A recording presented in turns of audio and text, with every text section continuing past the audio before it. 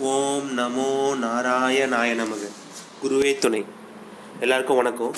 நான் தான் உங்கள் ஆஸ்ட்ரோ பரத் கண்ணன் பேசுகிறேன். இன்றைக்கி நம்ம என்ன பார்க்க போகிறோன்னா, செவ்வாய் கிரகம் உயர்கணித சார ஜோதிடத்தில் நட்சத்திரம் உபநட்சத்திரம் வாயிலாக 6-8 பாண்டாபாவங்களை தொடர்பு கொண்டு கெட்டிருந்தால் என்னென்ன மாதிரியான வியாதிகளை இந்த செவ்வாய் ஏற்படுத்துவார், மக்களுக்கு தருவார் என்பதை இப்போது நாம் பார்க்க போகிறோம். முதலாவதாக, இரத்தத்துக்கு காரகனான செவ்வாய் இரத்தத்தில் கோளாறுகள் ஏற்படுத்துவார். மேலும் இரத்தத்தில் உள்ள அணுக்கள் ஆர்பிசி டபிள்யூபிசி என்று சொல்வார்கள், அதில் குறைபாடுகளை ஏற்படுத்துவார். மேலும் காய்ச்சல் அடிக்கடி ஏற்படும். விபத்துக்களால் காயம் ஏற்பட்டு இரத்த கசிவுகள் ஏற்படும்.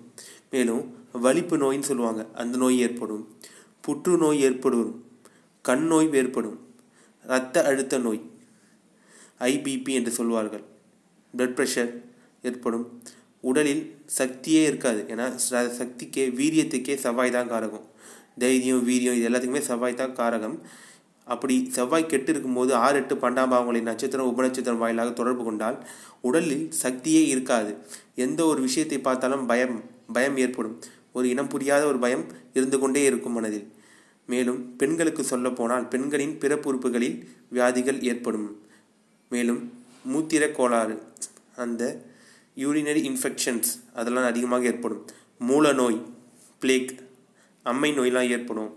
மேலும் மூலக்காய்ச்சல், டைஃபாய்டு, இரண்யா, மலேரியா, மென்சஸ் பிரச்சனை, இது போல பிரச்சனைகள்லாம் செவ்வாய் நட்சத்திரம் உபநட்சத்திரம் வாயிலாக 6-8 பண்டாபாவங்களை தொடர்பு கொள்ளும்போது இவை அனைத்தும் ஏற்படும்.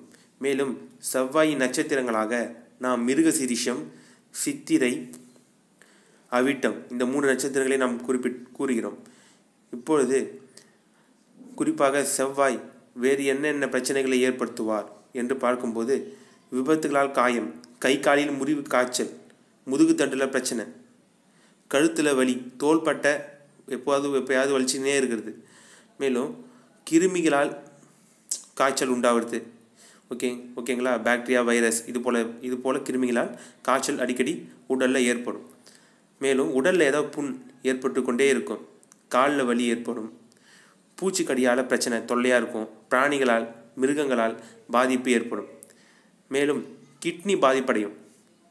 குடல் வாழ்வுகள் எல்லாமே பாதிப்பு ஏற்படும். முதுகு வலி, புண் ஏற்பட்டு கொண்டே இருக்கும். இருமல், காலில் காயம், நரம்புகளில் கோளாறு ஏற்படும்.